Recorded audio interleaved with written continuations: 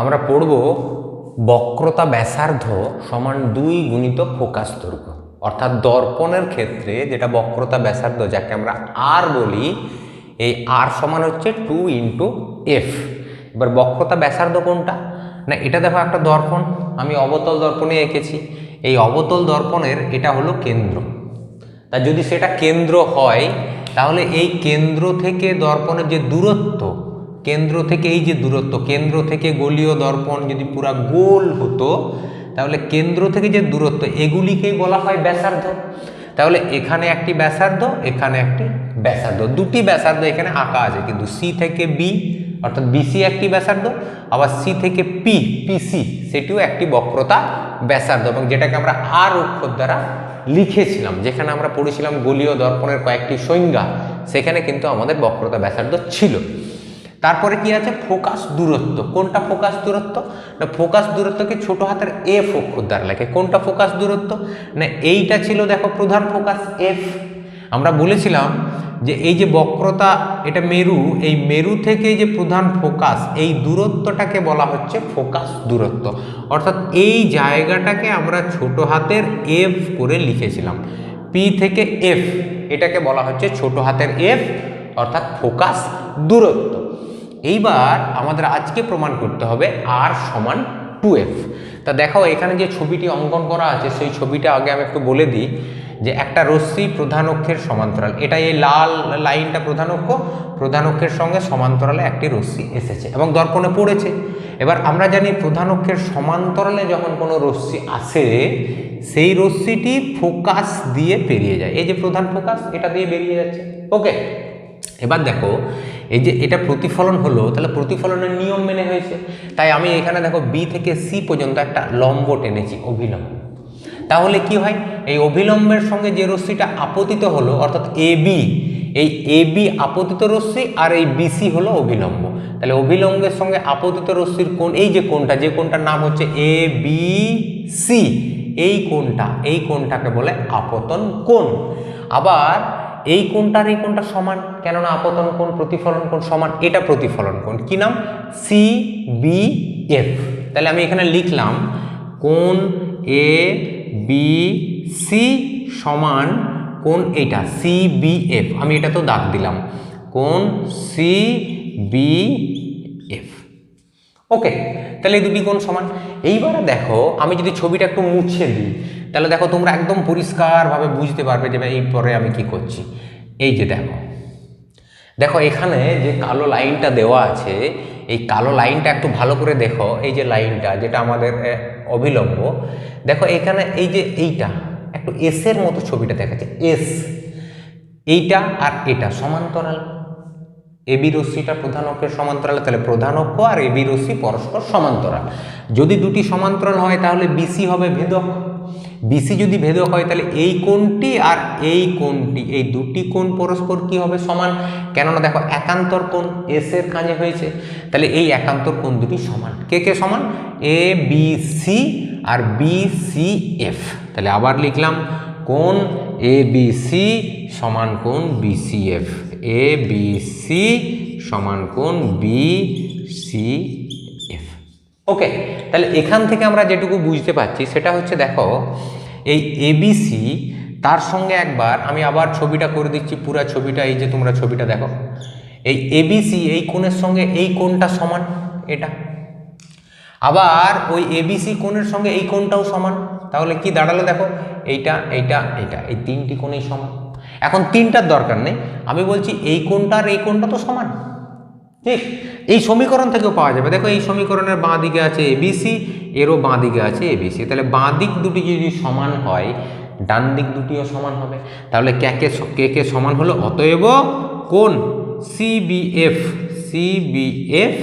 সমান কোণ বিসিএফ।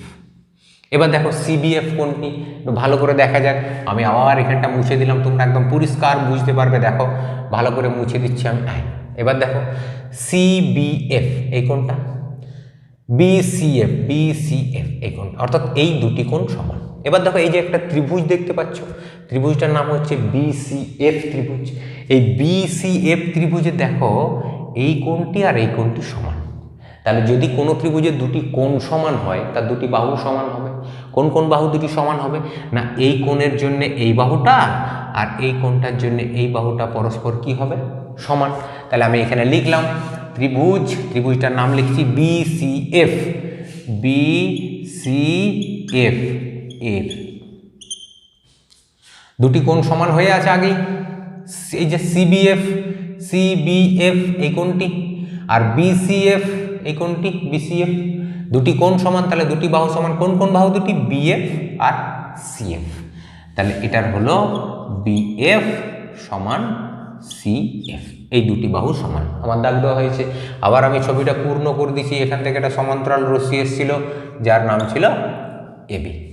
ওকে, এইবারে দেখো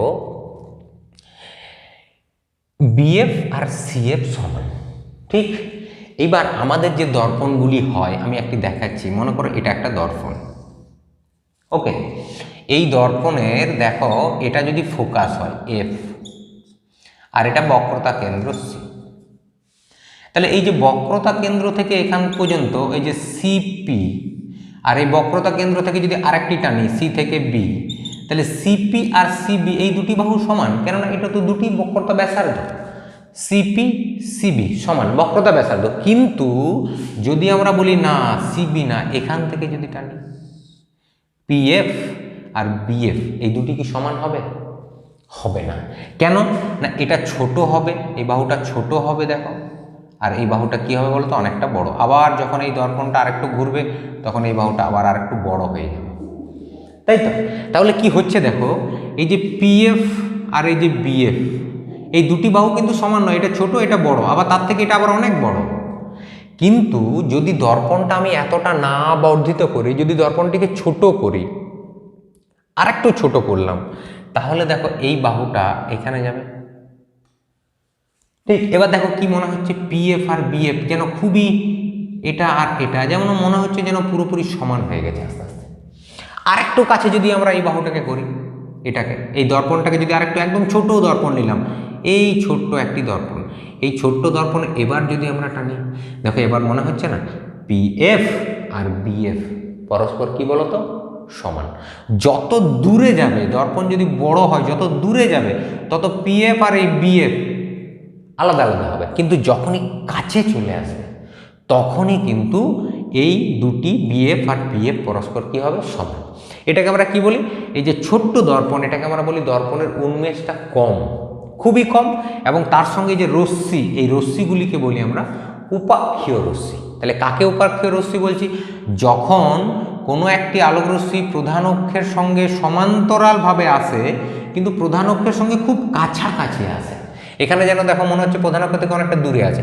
এই AB রশ্মিকে যদি আমি একদম খুব কাছাকাছি এখান দিয়ে নিয়ে আসি, প্রধান অক্ষের একদম কাছে, প্রধান অক্ষের সমান্তরালই থাকবে কিন্তু প্রধান অক্ষের খুব কাছে, এখান দিয়ে যদি আমি একটা রশ্মি নিয়ে আসি, প্রধান অক্ষের একদম কাছে কাছে রশ্মিটা নিয়ে আসি, এই প্রধান অক্ষের কাছের রশ্মিগুলিকে আমরা বলি উপাক্ষীয় রশ্মি।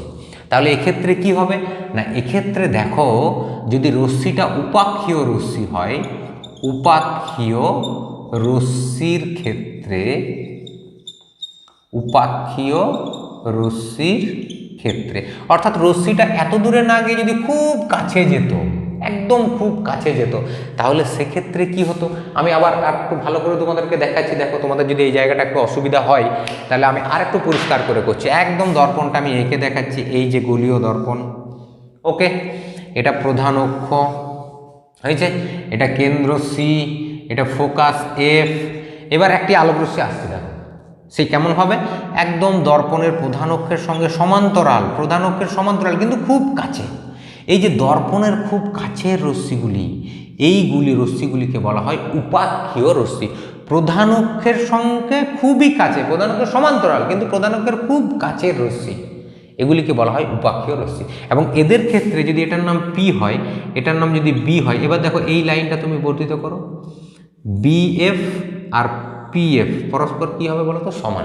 একদম কাছাকাছি যদি অবস্থিত হয় তাহলে সেক্ষেত্রে দুটি পরস্পর সমান হয়। তাহলে এক্ষেত্রে কে কে সমান দেখো?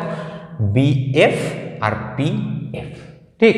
তাহলে উপাক্ষীয় রশ্মির ক্ষেত্রে BF সমান PF, BF আর PF হচ্ছে পরস্পর সমান বা প্রায় সমান। এটাকে আবার অনেক সময় এরকম করেও লেখা হয় যে প্রায় সমান, একদম কাছাকাছি সমান, অর্থাৎ সমান ধরো। তাহলে যদি দুটি সমান হয় তাহলে কি দাঁড়ালো? বিএফ এর সঙ্গে সিএফ সমান, আবার বিএফ এর সঙ্গে পিএফ সমান। দেখো এর বাঁ দিকে আছে বিএফ, এরও বাঁ দিকে আছে বিএফ, তাহলে বাঁ দিক দুটি যদি সমান হয় তাহলে ডান দিক দুটিও সমান হবে।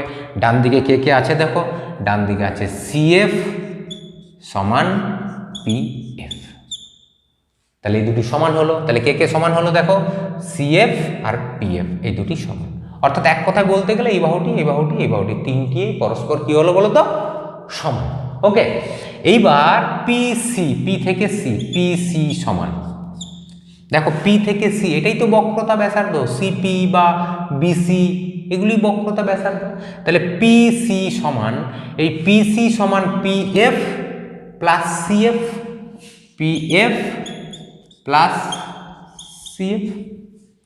ওকে, এবার পিসি সমান এটাকে বক্রতা ব্যাসার্ধ আমরা কি ধরি বলো তো, এটাকে বলি আমরা আর, বক্রতা ব্যাসার্ধ সমান। এবার পিএফ দেখো ভালো করে, পিএফ মানে তো এফ, তাহলে পিএফ মানে এফ প্লাস সিএফ, এই যে সিএফ, পিএফ মানে যদি এফ হয় তাহলে সিএফ মানেও এফ হবে, কেননা এই দুটি পরস্পর সমান। আমরা করলাম পিএফ আর সিএফ সমান, এই যে পিএফ সিএফ সমান, তাহলে এটা যদি এফ হয় সিএফটাও এফই হবে, তাহলে এটাও ছোট হাতের এফ, তাহলে কি দাঁড়ালো আর সমান 2f। এটা খুবই কিন্তু ইম্পর্ট্যান্ট একটা প্রশ্ন, এবং এই প্রশ্নটা আমাদের পরীক্ষাতে 1 বছর পর পর আসে, মাধ্যমিক পরীক্ষাতেও এটা আসে। এই প্রমাণটি থাকেই কিন্তু যে দর্পণের ক্ষেত্রে বক্রতা ব্যাসার্ধ সমান 2 গুণিত ফোকাস দৈর্ঘ্য।